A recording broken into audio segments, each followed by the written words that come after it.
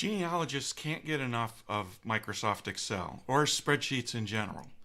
And this week on the Genealogy Software Showcase, we are going to have a guest, Mary Ann Kelley, who's going to introduce us to Census Tools, a suite of genealogy templates that have been around for a while that help genealogists gather their information and do their research, not just with templates, but with cemeteries and other research capabilities. So stay tuned.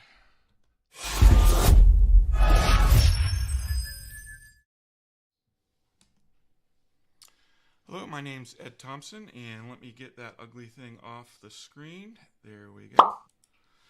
And this week, I have a live guest, which is going to be a lot more fun. We looked a couple of weeks ago at Gendocs or Genodocs and a suite of Excel templates that I was able to use on Google Docs.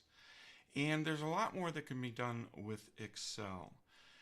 So I brought on Mary Ann, who is the proprietor of Census Tools, and we'll talk to her in just a moment. Let me, first of all, apologize for last week. Last week was a fiasco, and that's just the nature of live streaming is if it can go wrong, it will go wrong. So I think I got everything fixed, everything in tune, and we are ready to go. So let me bring on Mary Ann. Mary Ann, welcome to the show. Hey Ed, how you doing? I'm doing fine.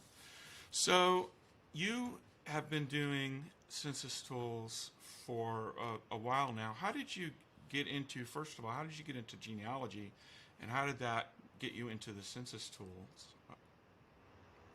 Well, I started genealogy. I was always interested in family history, always asking my grandparents, what they knew about their family trees, things like that. And when we moved with my husband's job up to Northern Virginia, I realized that I had access to the National Archives, which was terribly exciting and also very intimidating. So at the time, Ancestry didn't have, there was no internet other than at colleges and CompuServe. Not even so much there. But at the time, the only way to access them was to go look at them on microfiche or microfilm. And so I would drive up to the archives in DC and spend the day looking up Soundex cards and trying to figure out which microfiche I needed and scrolling through it. And you can imagine how unproductive time-wise that was in terms of how much I accomplished in the limited amount of research time I had. But continuing on, I had kids, lost a lot of free time and wasn't able to spend as much time doing my hobbies like that. But then in, I would say 2012, 2013, I joined Ancestry again and spent quite a bit of time doing that. And I've always been a huge fan of Excel. In my day job, as we call it, is web publishing, and I use Excel to analyze just about everything. And so spreadsheets are, when my kids ask me a question about analyzing something, I'll say, well, did you put it in a spreadsheet? But so anyway, I was working and using them a lot. And then through my own research, my own genealogy, I saw somebody on Facebook in a group that said, hey, you guys ought to go get these Census Tools spreadsheets because the guy's going out of business. And I thought she went into quite a bit of detail about how valuable they are. And so I went ahead and went over and looked at the spreadsheets, and I thought, well, this would just be a shame if this was gone. And so I contacted Gary Minder, who's the one who had created them. He created them back in 2001, and he was actually limited when he was creating the spreadsheets by the fact that he didn't have access to the original census documents. Okay. We can now go to archive.gov and download images of those documents. But he had to go and actually get census off of microfilm to be able to see what the template should look like. So it was kind of a laborious process for him to be able to put these together. And I'm really impressed that he put together not just the federal, but started delving into Irish and Scottish and English records, as well as a lot of the state censuses. So, I mean, he did a tremendous amount of work when you realize the limitations of how he had to get access to the original forms in order to replicate them in spreadsheets. So I contacted Gary, and he said, it never occurred to me to try to sell them. And I didn't realize it when I was talking to him, but he was ill at that time. And he was pretty happy actually to realize that there was a possibility that Census Tools could live on. And so we arranged a purchase. I bought it. He transferred all the website information over to me, and I moved the website onto a little bit more of a modern platform and started updating some of the forms that hadn't been worked on, added some things to make it a little bit more exactly like the census forms, because even though they replicate the real forms, they aren't necessarily exact duplicates. So I started tweaking a few things to try to make them a little bit closer to the originals. And then he passed away maybe a month or two later. So I was pretty shocked when I realized that, since he hadn't shared with me that he was not well when I purchased the site from him.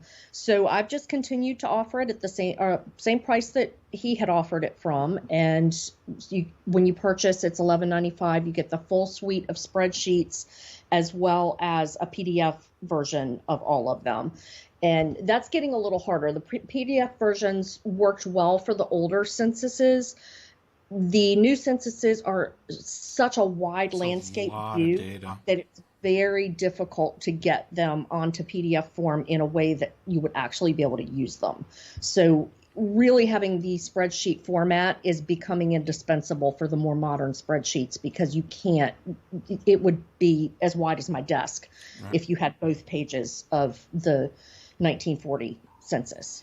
Well, so why don't you show us some of the templates? Okay, I'm going to share my screen here. Hold on just a second.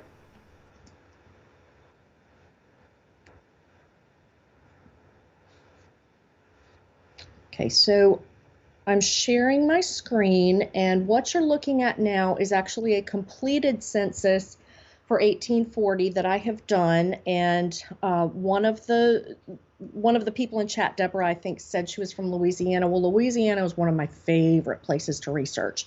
There is so much information available. And even though this 1840 census is something that we typically think of as a lower value information, because it doesn't give us the names of all the family members, it's just ages, whether they're male and female, what the race is, things like that. I actually, and I'll tell you a little more about this later, but I actually was able to use it to do something pretty cool for the research that I was doing. But if we go through and let's see, I'll just take you over here. This is 1860. I have not filled this out because it's past this person's lifespan, so this is an empty form. But and then if you go to 1870, you can kind of see how it replicates what's on the census form, and you can fill it in. But the beauty of it being in Excel is that as long as if you enter things and add a line number on the left, this form is one of the ones that doesn't have a line number on the left. But what I do when I'm working on it is I just go here, left click, and insert, and then I make this a line number.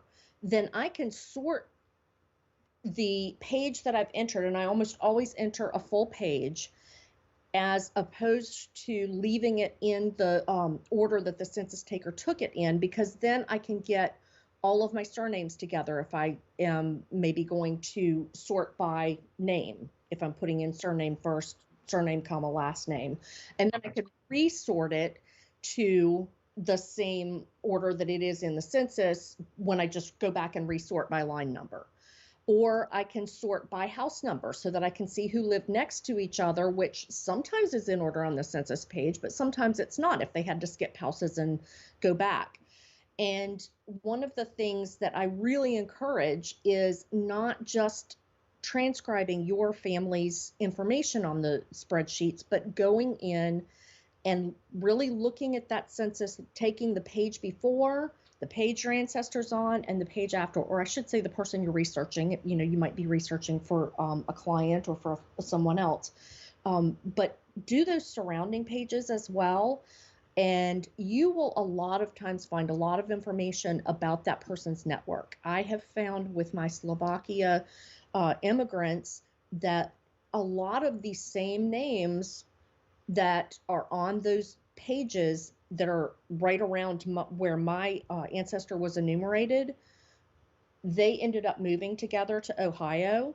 And now that I have connected with a cousin in Slovakia through DNA and was actually able to visit him, we've done a lot more research on the families prior to immigration. And I now, going back and looking at where I detailed out some of those names, am able to see those families that were intermarrying in Slovakia.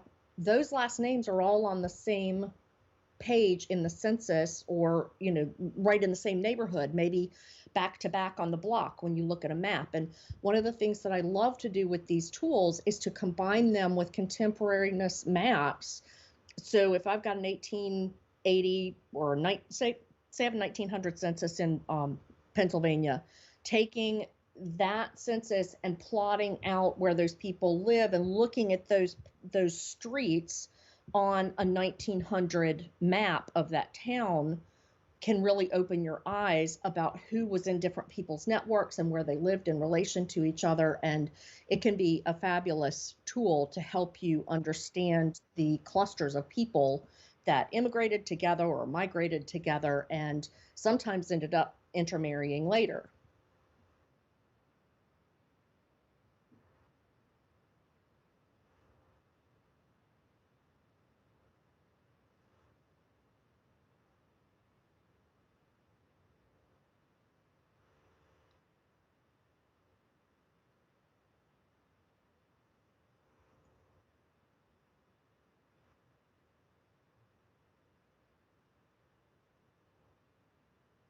It it is a lot of work. I get very invested in the people that I am researching. I sort of live in their shoes as I'm researching them. And you hit some of these topics in the little recap of what this episode was going to cover. But transcribing census tools is a really, really good way to dig deeper. First of all, you can avoid errors that are made by indexers. I have seen, when you're reading a census and you know what you're looking for, sometimes it's hard to read what is there. But if somebody isn't familiar with the names that are on that page, or even maybe the language that those names are in, it's going to be much easier to mistranscribe the name. So you may have found your person and never realize that someone else on that page is in your person's network or related to your person, without actually making the effort to transcribe it, because we look at things much more carefully when we copy them over than when we're just reading them. So that's a huge one for me.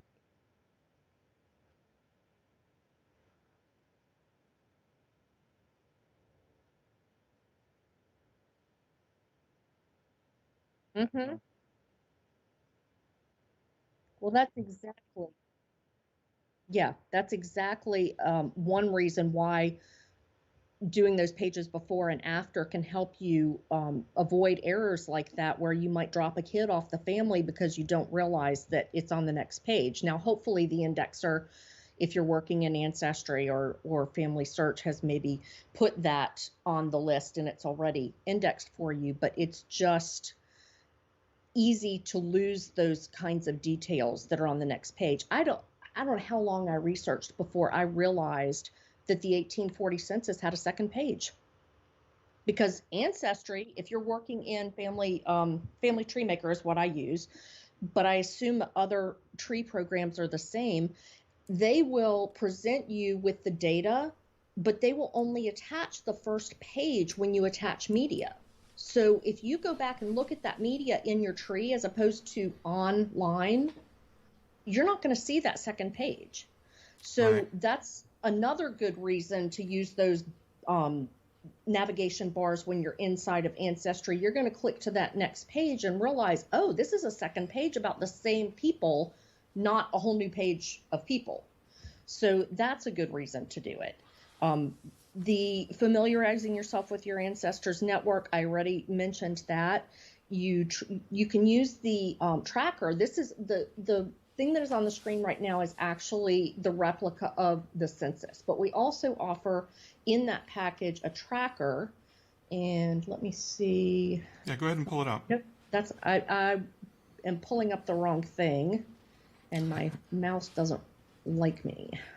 Okay, this is a tracker. So it basically covers all of the censuses in the U.S. and the state censuses and the ones from the other countries also have associated trackers. They're separate files from the actual census itself, the template itself. So what I've done here is I've actually removed the years that were irrelevant to Auguste Dupuis, who was my 3 times great-grandfather. So I started with the year that he first appears in a census, which was 1840. So I tracked him. He's one of these 0 to 4-year-old males. And then I have put his information along with his brothers in 1850. His parents I didn't put in here because they were both dead by then. So these guys were actually in 1850 in an institution called the Asylum for Destitute Orphan Boys. Oh my. Yeah. So I tracked them. And part of the reason that I was focusing a lot on their age and where they were was because I was trying to determine whether Auguste was born in New Orleans or whether he was born in France. And at that point, I hadn't found their immigration record. So I was looking at all the ages in the various census dates to see what was more likely. And it did end up that he immigrated with the family. He was born in Paris. But this is the tracker as we go each year. So this is an easier way to look at the summary of your person. And I like both. I don't think that they're substitutes for one another. They are different in what they do. The other is more detailed, gives you more information, includes all the surrounding families. This is more of a summary for each census year, and you can just keep scrolling down. And one of the things that you could do, which I haven't because I'm unlucky in that the states that I'm researching, none of them have state censuses. But if you had a state that you were working on that has state censuses, you could copy and paste, because everything in here is editable. You could copy and paste from the tracker for that state census in between. So say there's a 1925 Louisiana census, which there isn't, but I could fill out that tracker and then paste that information right in here where it would go, so that I can have kind of a chronological look at all of that summary information from each census. Okay. Can you pull up 1790? In the tracker or the actual template? The actual template.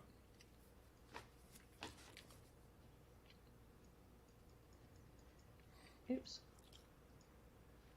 Okay. So when you're looking at a real 1790 census, what value do you get out of it? I mean, because typically the only name you've got is the head of household.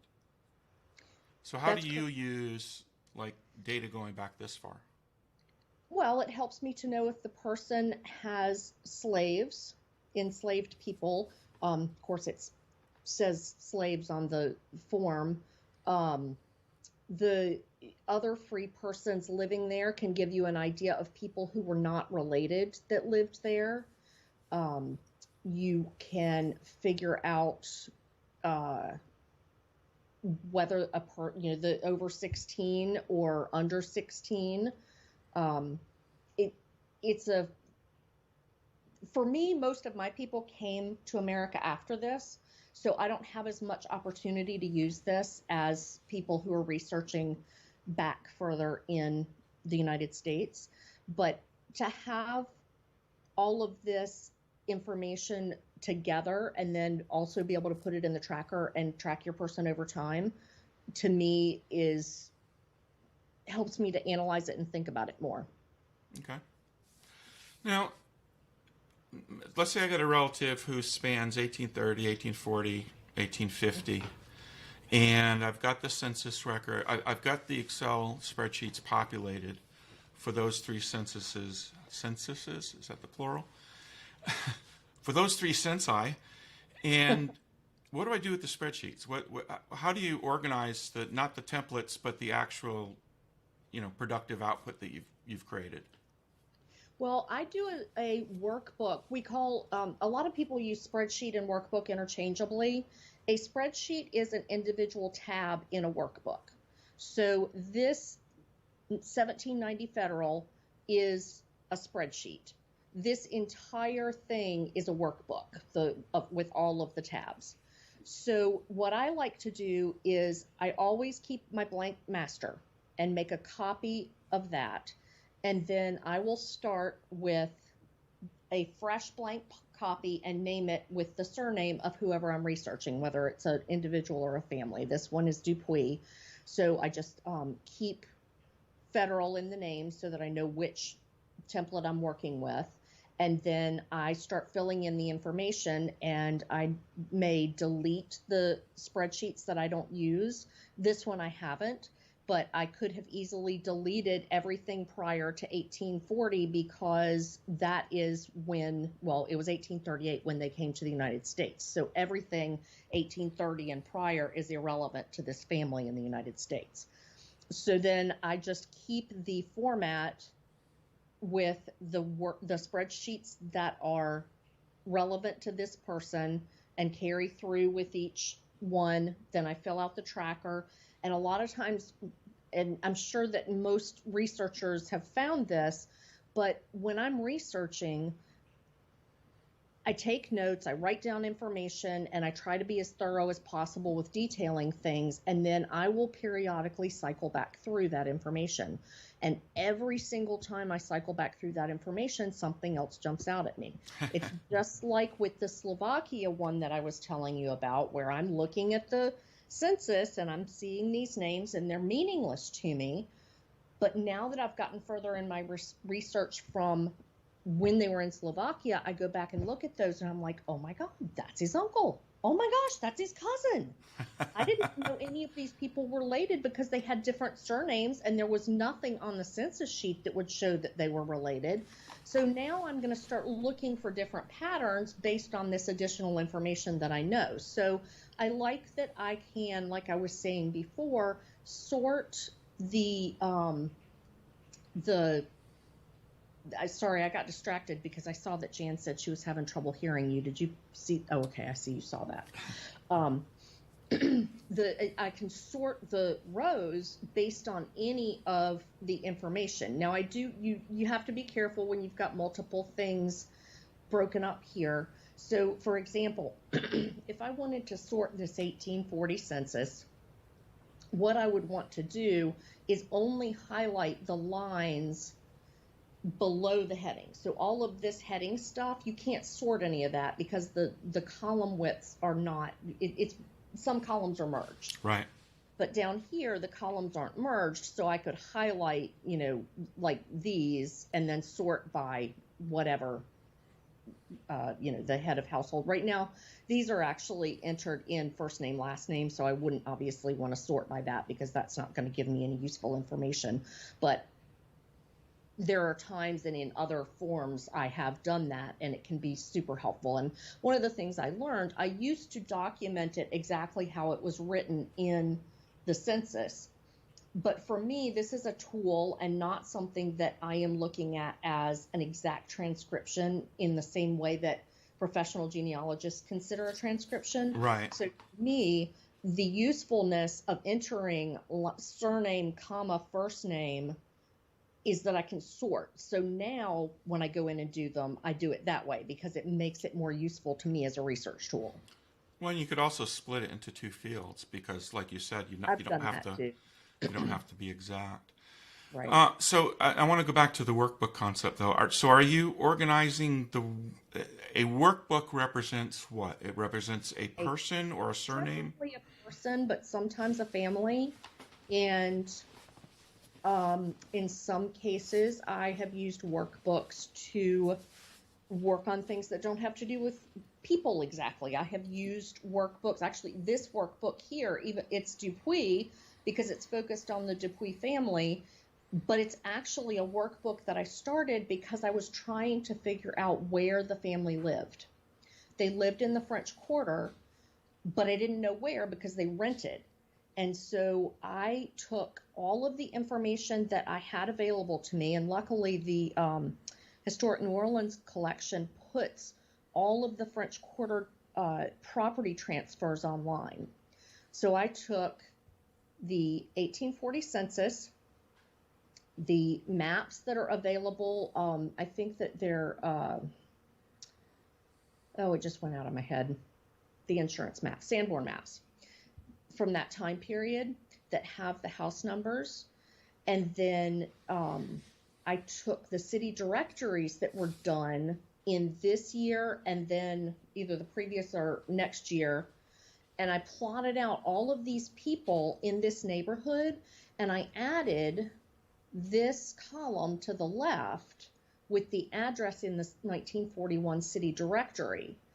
And I compared all of that to the properties and who the owners were so that I was able to narrow down that which house had to have been the home that they lived in. And I still am not 100% sure which side of the duplex they were in, but I do know that they lived in a specific building on Rampart Street. And that allowed me to go to the notarial archives and get a copy of this beautiful watercolor rendering of the property that they lived in.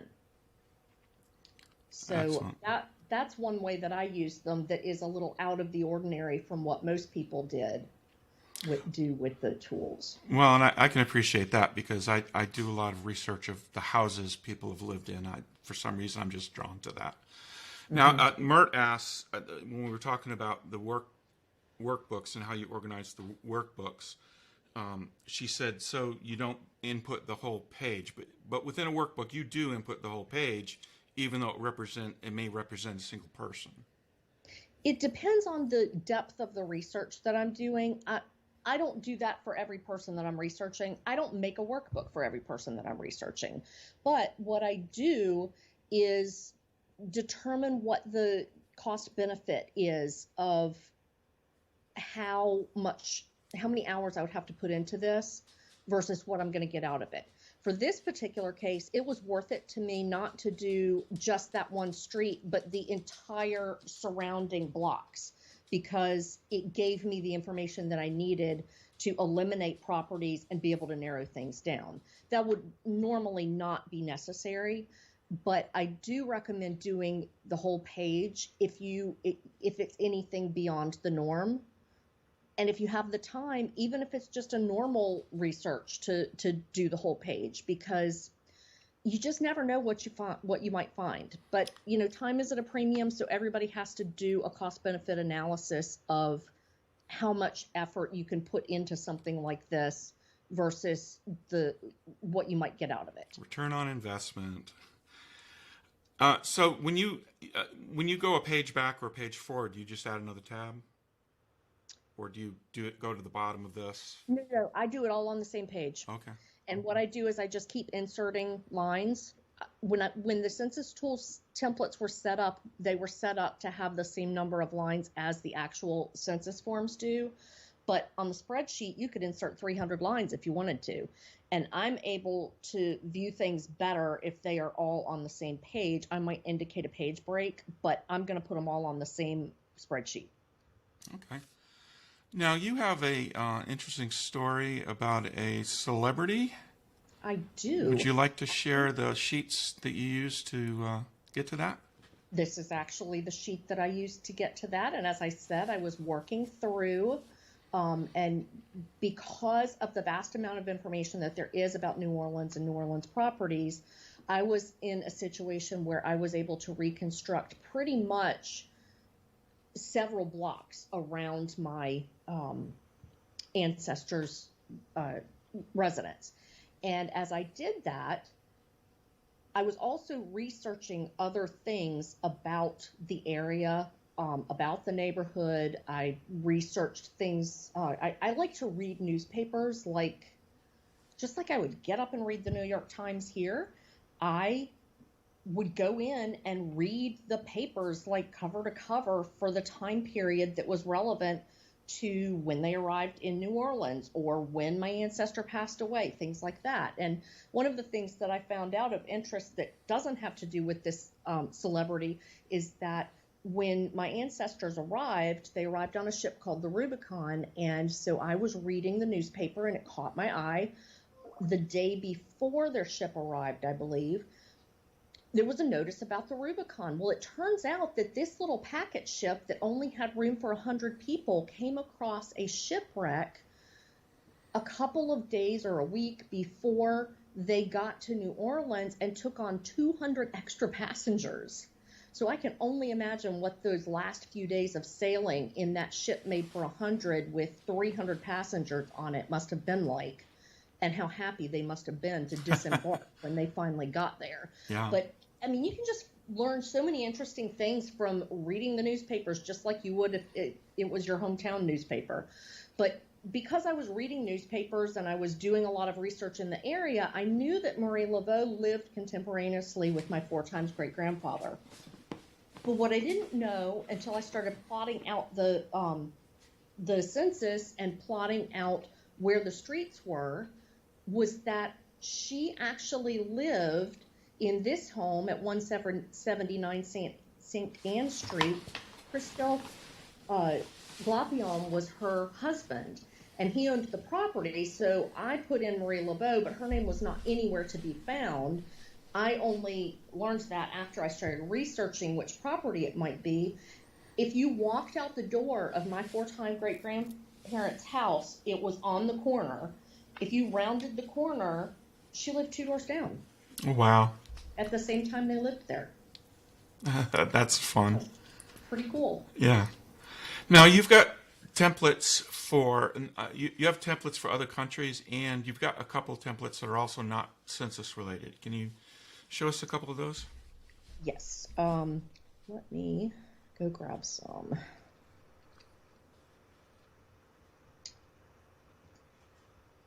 I wasn't sure how much time we would have, so I didn't have everything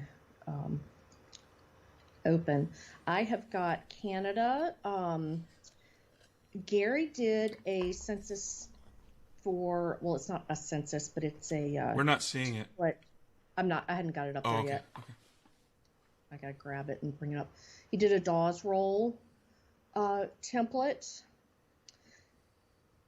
group report, which, let's see here.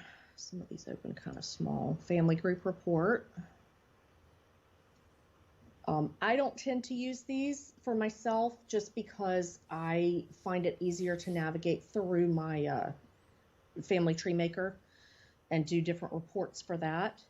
But as far as the state censuses that are in there, the Iowa state census, Kansas, Massachusetts, Minnesota, New Jersey, New York, Rhode Island, and Wisconsin are the state censuses. Okay. And then for other countries, there's Scotland, Ireland, and Canada and England.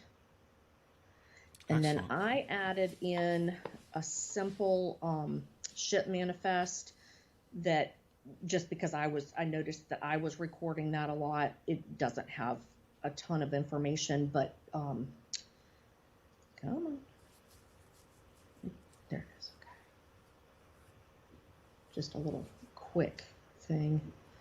And that's another thing. When you go to look at your ship manifests, a lot of times they have second pages that you might miss. If you just look at that first page, attach it in your program, and then go back in and look at it later, it's not going to have that second page. And the crew is often listed separately as well, which could be valuable information. Yes. And then you had something for cemeteries, I think? Yes. For some of the ship manifests too, it's very helpful to know that at the end they would put a separate entry for those who might have been held in quarantine, or if they were held because they didn't have somebody that was meeting them or a place to go and they were waiting on that, things like that. So even the surrounding 2 pages might not be enough in some instances, which kind of goes back to one of the favorite things of mine that Judy Russell says, and that is read the directions. If you know why they're recording the data, you know what to expect to be in the data. And one of the things that I've put on Census Tools website is links to all of the census years enumerator instructions, because knowing how they were supposed to interpret the information and record the information that they were given is going to help you to understand the information that is on the sheet. Additionally, if you're finding the information on a place like Ancestry or, Family Search or wherever, reading the description of that collection is important too, because you may think your ancestor is missing when in reality they don't have a big bulk of the records because they were water damaged or they were burned or whatever. So it's important for evaluating negative evidence. Just because it's not in that collection doesn't mean that it is negative evidence. Right. We got some interesting discussions going on in the chat. Okay. One is different ways to protect the original templates while still, when I start changing things, I don't want to impact the original templates. Right. That's why I always make a fresh copy before I start entering any information and name it something different. Yeah. And I do that, and then also I save the original zip. I make sure everything's zipped up, so that I've got a copy that I can't write to, and make sure I get that. Dear Myrtle was asking, can you buy this as a gift, or does the person who you're buying it for have to be the one to log in and download it and what have you? I haven't had any. I just switched to a new provider for delivering the digitals. They don't have a good function for gifts, but I'm really flexible. So if somebody wants to buy it as a gift and contacts me, we can set it up so that they pay and then we transfer over the login information to the person that is the recipient. That is not a problem. Okay. And do I remember that you offer on your website the 1940 census for free? Yep. That is a good way to test it out. When it first came out, Gary put that one up for free as kind of a come and check me out, see if you want to buy the rest of the package, and I've left it up there. And I'm super excited because if you like the vast information available on the 1940 template, you are going to be blown away when the 1950 census comes out. We've been working on getting that template ready. I have it ready to publish. And I am drooling looking at all those empty forms, waiting to fill them in with all my ancestors' information. Let me see if I can find that. I have it up here somewhere. Give you a little quick look. Let's see. You need to go away. Oh, here we go. This thing, I'm going to have to make it small so you can see it, but this is one page of it, and it goes all the way across here, and then you go over here to the supplemental, which is every fourth line. They would ask all of these additional questions of that person, and you just hope you hit the jackpot and they get somebody in that household. And then there's also a housing question, and this does not go by the person being enumerated, but for every dwelling that is enumerated, they ask all of these questions about that dwelling. So there is going to be a lot of information coming out on this census. Wow. Cooking fuel used most. Wow, that's a lot of detail. I was quite surprised when I started working on this and realized the information that it contained. Yeah. When does that come out? We've just passed 2020. It is it's Publicly, the privacy laws have passed, but in order to get it in the format where it's filmed and indexed, we're probably looking at 2022. Okay. Yeah, I remember the indexing exercise when 1940 came out, and it seems like everybody pitched in to do the Yeah. indexing there. Jan Murphy's saying April 1st, 2022. There you go. Robin McCarthy's asking, any chance you might add Nebraska to the state census collection? One of the things that I hope to do with all that extra free time that I don't have is to make myself a spreadsheet of every available census, because we do have the 18, let's see here. I don't know if I deleted these. We have the special censuses for some things, but not all. We've got the slave schedules, and I think we have the agriculture schedules, but there are schedules for some years for the people who are in insane asylums, people who are in penitentiaries, people, I think, deaf and blind, and those have not been done. I want to make a list of all of the special schedules for each year and the state censuses for each year and figure out where my holes are and try to start adding those in.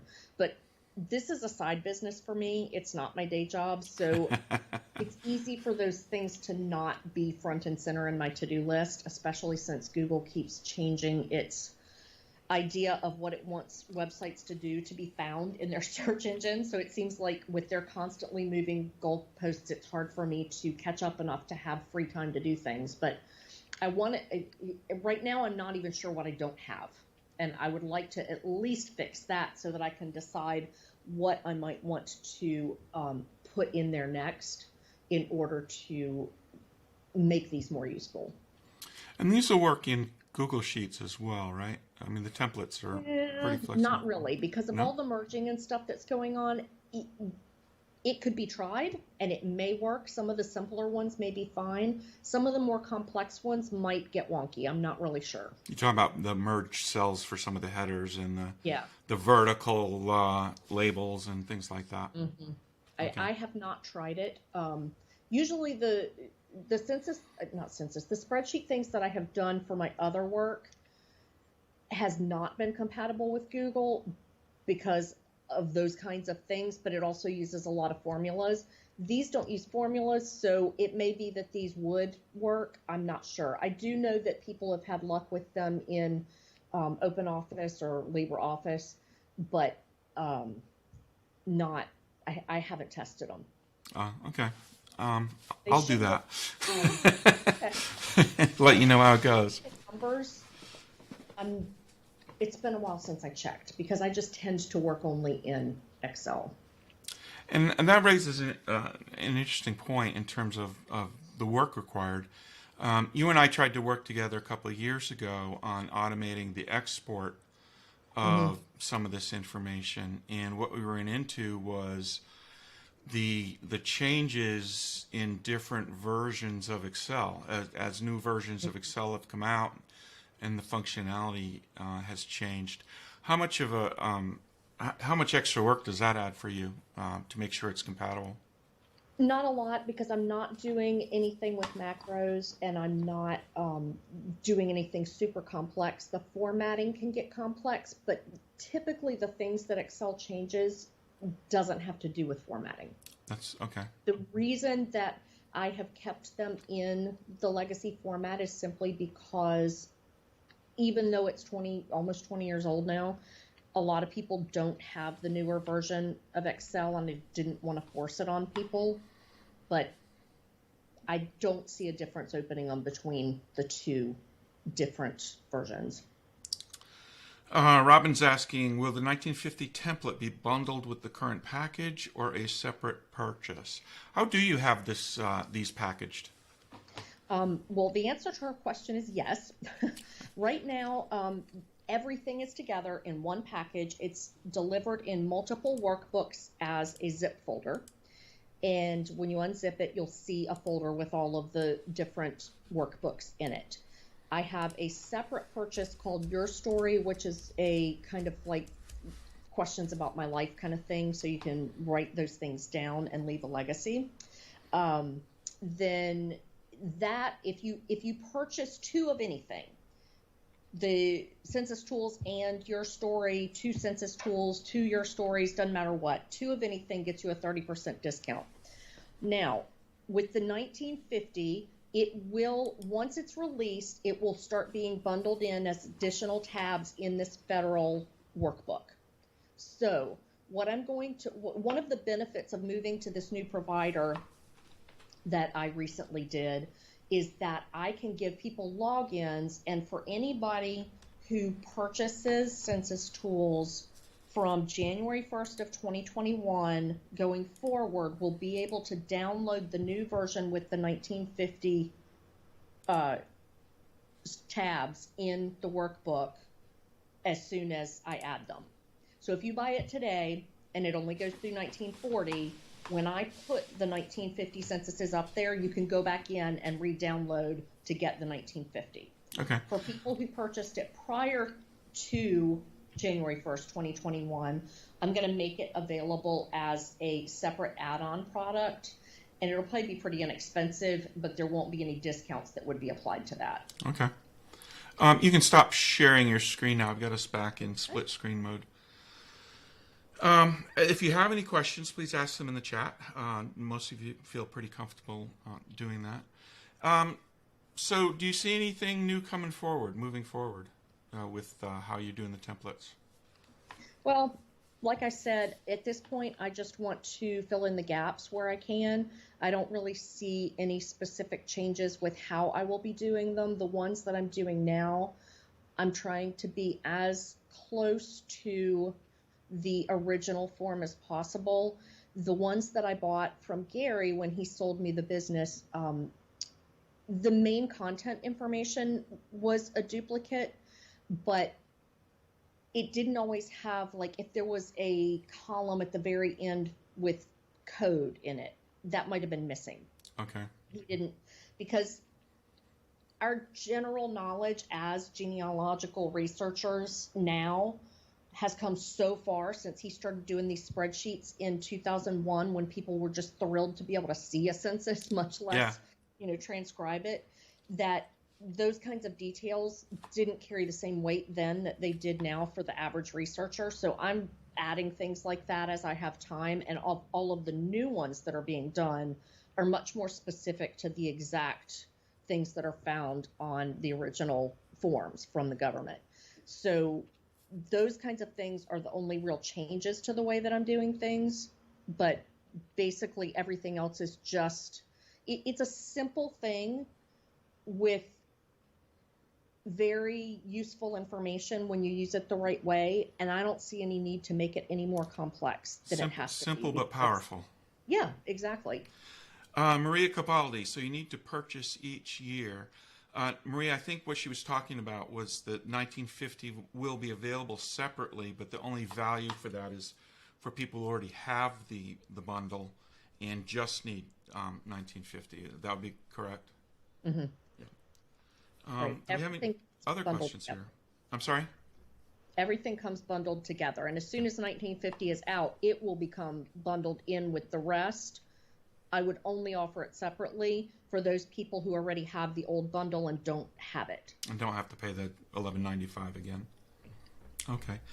Let's see. Jen says, I've tried to create templates like this, and I appreciate how much work goes into it. It's a great value.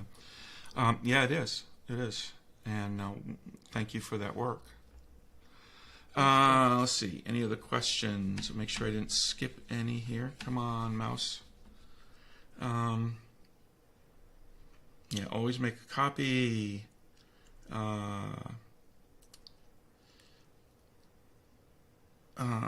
Dear Myrtle, my 1840 census project, I know I'm looking for a daughter of a certain age. There are several candidates for her father's household.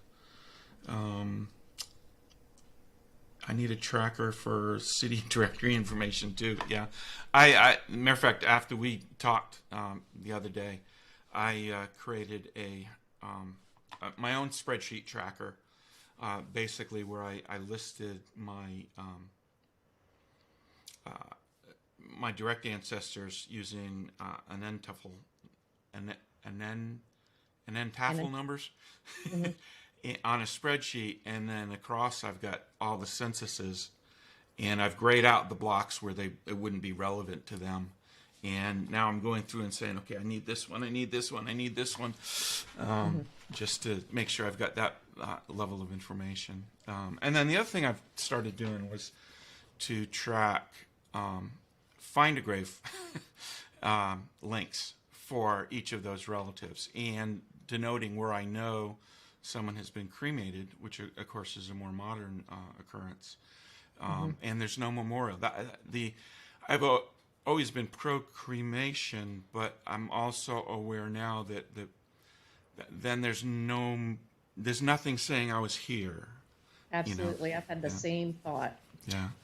And I think when my father passes, for instance, I'll at least get a plaque put up. I know some of the cemeteries have walls where you can put up a plaque, but I digress. Let me check, see if I've I got any wanted other questions. to just make a quick mention. I don't know how many people actually own Acrobat, and I know that there are a lot of alternatives out there that have the same functionalities available. But when we lived in DC, I went to NARA and I spent the day scanning all of the New Orleans city directories. I mean, like, I went as fast as I possibly could. They have these fabulous new microfilm or microfiche readers with the USB plugs.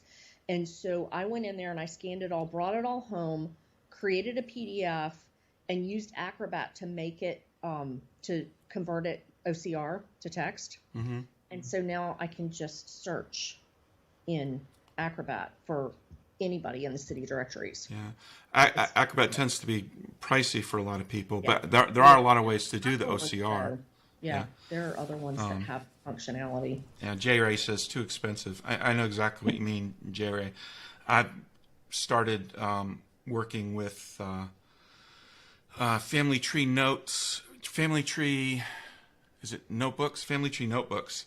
Carly has a whole set of different pages that are very attractive, where you can enter information, and she uses something that will write to a PDF.